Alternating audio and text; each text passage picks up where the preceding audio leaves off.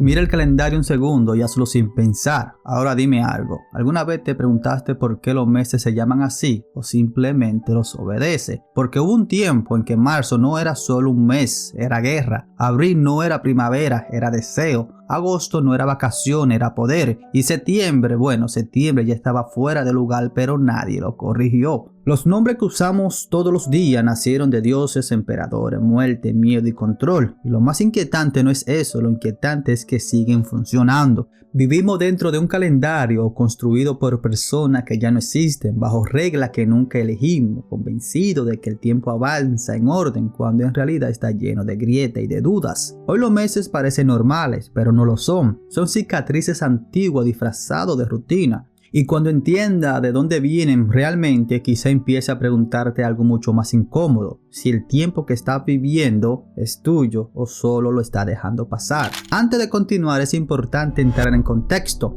El filósofo Émile Cioran escribió: toda forma de orden nace del miedo al caos. A ver, mira el calendario y dime si alguna vez dudaste de él. Bueno, resulta que casi nadie lo hace. Lo curioso es que ahí es donde la cosa se pone interesante, porque ese orden que parece tan natural nació del miedo. ¿Te imaginas vivir sin meses, sin nombres, sin una secuencia que te diga que todo avanza? Cioran diría que aceptamos cualquier estructura antes que mirar el caos de frente. Y tal como lo oye, septiembre está fuera de lugar, pero nadie lo corrige. Al final del día, preferimos una mentira funcional antes que una verdad insoportable. En pocas palabras, el calendario no está roto, está normalizado. De hecho, los nombres que ya no encajan siguen ahí porque nos sostienen. Lo cierto es que las sociedades no siempre sanan sus grietas, muchas veces aprenden a vivir sobre ellas. Resulta que el tiempo romano se fracturó y nadie quiso admitirlo. Así es como pasó. El error se volvió costumbre y eso no es todo. Cada mes que pronuncia es una herida antigua convertida en rutina. Cioran lo diría sin anestesia: el orden no prueba verdad, prueba miedo. Y aquí entre nosotros seguimos usándolo porque funciona. No lo pierda de vista porque lo retomaremos más adelante. Pronunciamos los meses como si siempre hubieran estado ahí, como si fueran parte natural del mundo, pero no lo son. Los meses son una invención humana, un intento desesperado por domesticar el tiempo, por ponerle nombre a algo que nunca se detiene. Hubo una época en la que esos nombres no existían y ni siquiera el año tenía 12 partes. Para entenderlo hay que regresar a Roma, a una civilización obsesionada con el orden, el poder y el sentido. En la Roma primitiva, el año no nació en enero, nació en marzo, no por capricho, sino por necesidad. Marzo era el mes en que la tierra despertaba y los hombres dejaban de esconderse. Terminaba el frío, regresaba el movimiento y con él la guerra. No es casualidad que ese mes fuera entregado a Marte. Martius no era solo un nombre, era una declaración, era el momento en que la sangre volvía a circular, en el que la violencia encontraba justificación.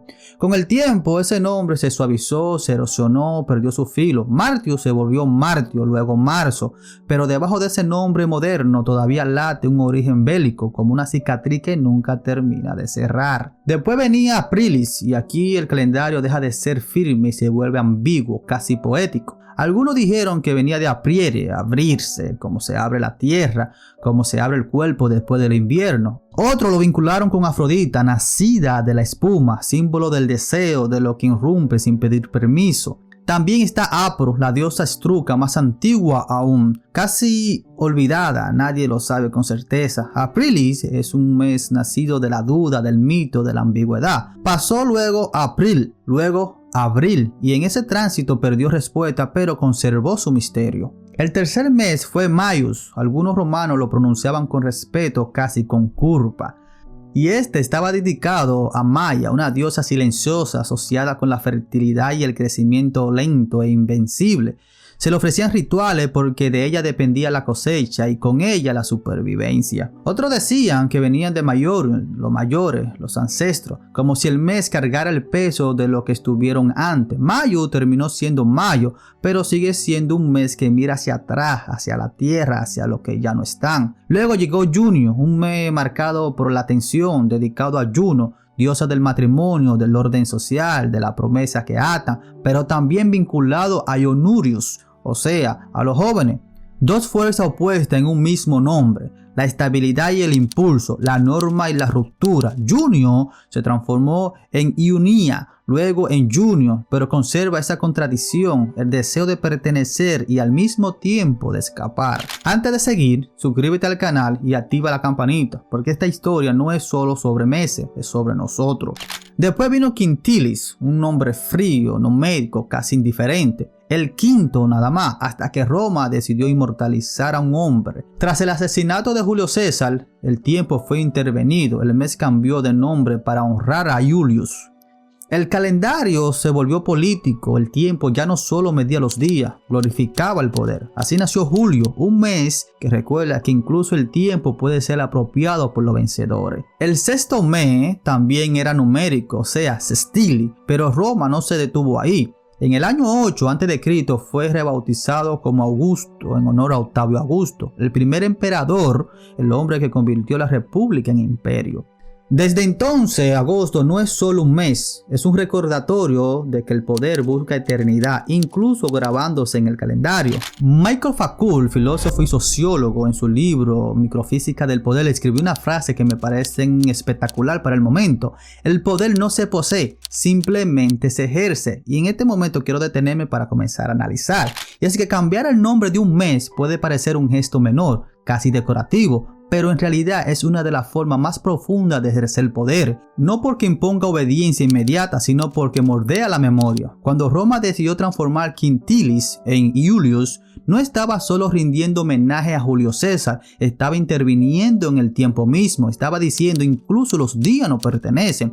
Foucault lo habría señalado con claridad: el poder más eficaz no es el que se exige con armas, ni el que se grita desde los palacios, es el que se filtra, el que se instala en lo cotidiano, el que se vuelve costumbre. El calendario es uno de esos dispositivos silenciosos, nadie lo cuestiona, nadie se rebela contra él, simplemente lo acepta, lo repite y lo transmite. Nombrar el tiempo es una forma de disciplinar la experiencia humana. Nos dice cuándo empezar, cuándo detenernos, cuándo celebrar y cuándo trabajar. Nos enseña a vivir dentro de una estructura que no elegimos, y cuando esa estructura se vuelve natural, el poder ya no necesita justificarse, ya no necesita vigilar, simplemente vive dentro de nosotros.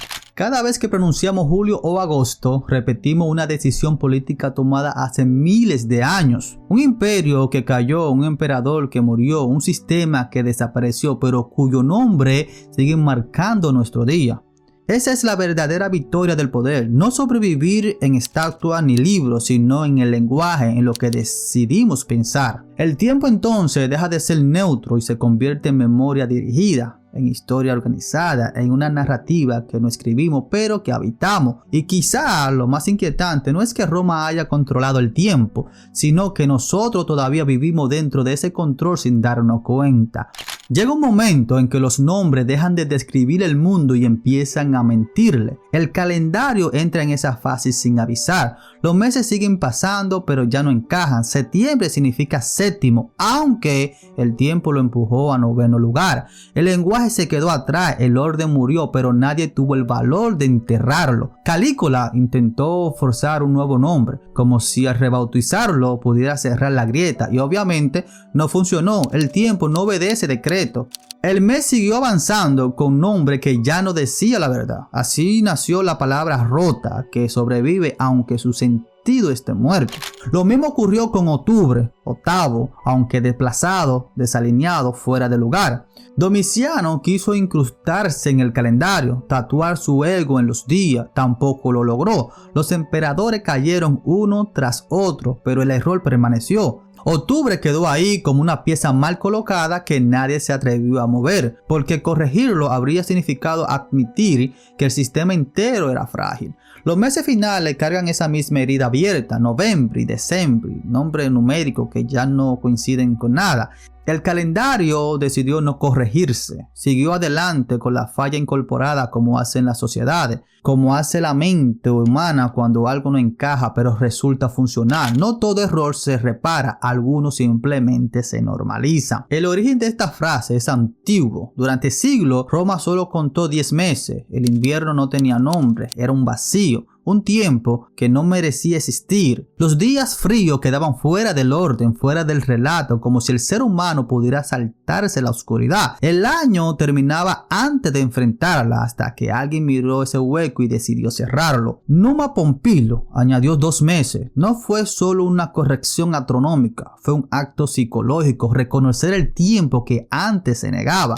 Así nació Januarius, el mes de Jano, el dios que mira hacia atrás y hacia adelante al mismo tiempo. El dios de la umbrale, y Janua significa puerta. Enero no es un comienzo limpio, es una frontera, un punto de tensión donde el pasado todavía sangre y el futuro aún no respira. Y Januarius se erosionó, mutó, se volvió enero, pero sigue siendo eso, una herida abierta entre lo que fue y lo que todavía no es. Después vino Februarius, el mes que nadie quiere mirar de frente, el mes de la purificación, claro está, pero no de una purificación amable. Era limpieza a través de la pérdida, ritual, expiación, muerte simbólica. Februarius estaba ligado a lo subterráneo, a Plutón, a lo que se esconde bajo la tierra. Febrero no es corto por azar, es incómodo, denso, un mes que el calendario atraviesa rápido, como quien no quiere quedarse demasiado tiempo en un lugar oscuro. Resulta que cambió de nombre, se adaptó, pero nunca perdió su función, cerrar el ciclo mediante la desesperación.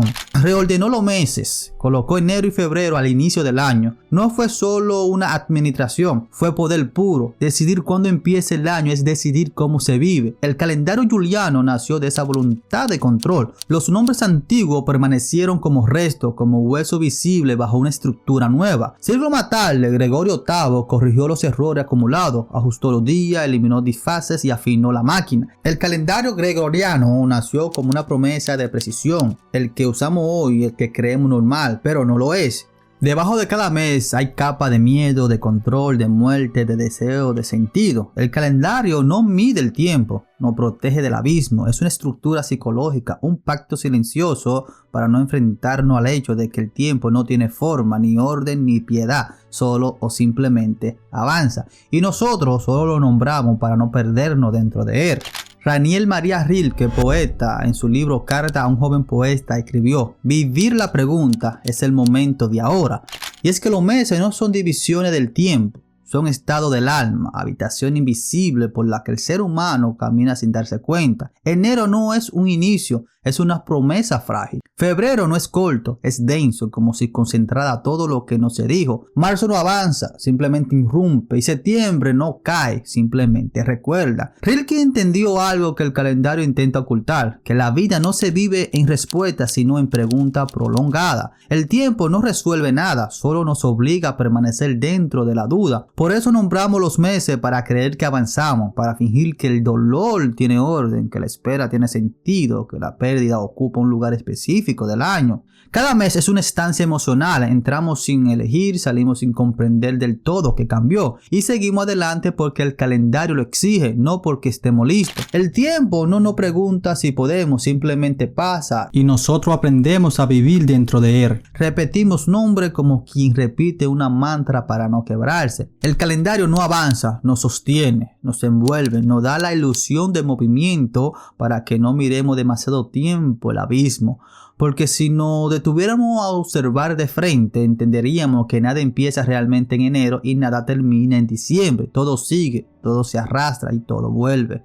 Quizá por eso los meses conservan nombres antiguos, desajustados y heridos, porque hablan menos del tiempo y más de nosotros, de nuestra necesidad de estructura, de nuestra incapacidad para aceptar que la vida no tiene borde, claro, que el sentido no llega al final del año, que la respuesta no está en el próximo mes. Y tal vez ahí esté la verdadera verdad y la más incómoda. No usamos el calendario para saber en qué día estamos. Lo usamos para no sentirnos completamente perdidos en el tiempo que nos atraviesa. Hay algo que casi nunca hacemos y es detenernos a pensar que el tiempo no nos pertenece. Vivimos como si los meses fueran escalones que subimos uno por uno, pero en realidad son corrientes que nos arrastran. El calendario cuelga ahí, quieto, ordenado, dándonos la ilusión de control. Pero la verdad es más incómoda. No usamos el calendario para medir el tiempo, lo usamos para no sentirnos perdidos dentro de él. Desde la psicología, los meses funcionan como una defensa. Dividir el año calma la ansiedad, reduce el vértigo de existir sin límite claro. No decimos cuando llegue el tal mes, cuando termine el año, el próximo me empiezo. Es una promesa silenciosa que nos permite seguir adelante incluso cuando no sabemos hacia dónde vamos. La mente necesita creer que hay pausas, comienzos y finales, aunque la vida rara vez lo respete.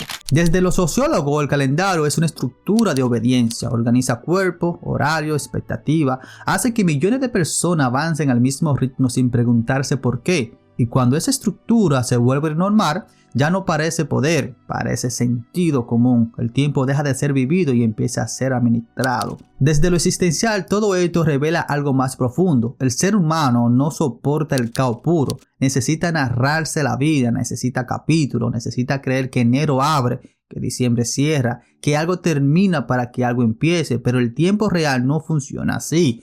No cierra ciclos, no ofrece segunda oportunidades, simplemente continúa. Y desde la logoterapia, quizá el punto más humano sea este. El calendario no nos da sentido, solo nos da margen. El sentido no está en el próximo mes, ni en el próximo año. Está en lo que hace mientras el tiempo pasa sin pedir permiso. Porque el tiempo no te pregunta si está listo. No espera a que sane, no se detiene cuando tiene miedo. Así que cuando termine este video y mira el calendario otra vez, no le pregunte qué día es. Pregúntate algo más difícil. ¿Está viviendo o solo está dejando que el tiempo pase por encima de ti? Porque el tiempo sigue avanzando, pero tu vida, esa solo ocurre si tú decides habitarla. Gracias por llegar hasta el final del video. Eso significa que compartimos algo más que solo un video, compartimos una historia. Y ahora déjame pedirte algo pequeño pero importante. Si este análisis te gustó o te acompañó, dale like y suscríbete. Eso es lo que me permite seguir creando este tipo de contenido. Activa la campanita para no perderte lo que viene después, porque lo que viene después sí que estará interesante. Antes de irte, déjame en los comentarios qué historia te gustaría que narremos o analicemos aquí en Akinaki. Puede ser un personaje, una época, una guerra olvidada, lo que tú quieras. Este espacio también es tuyo, así que si hay algo que siempre has querido entender o escuchar, escríbelo aquí debajo. Yo soy Akinaki, te mando un abrazo enorme y nos vemos en el próximo video.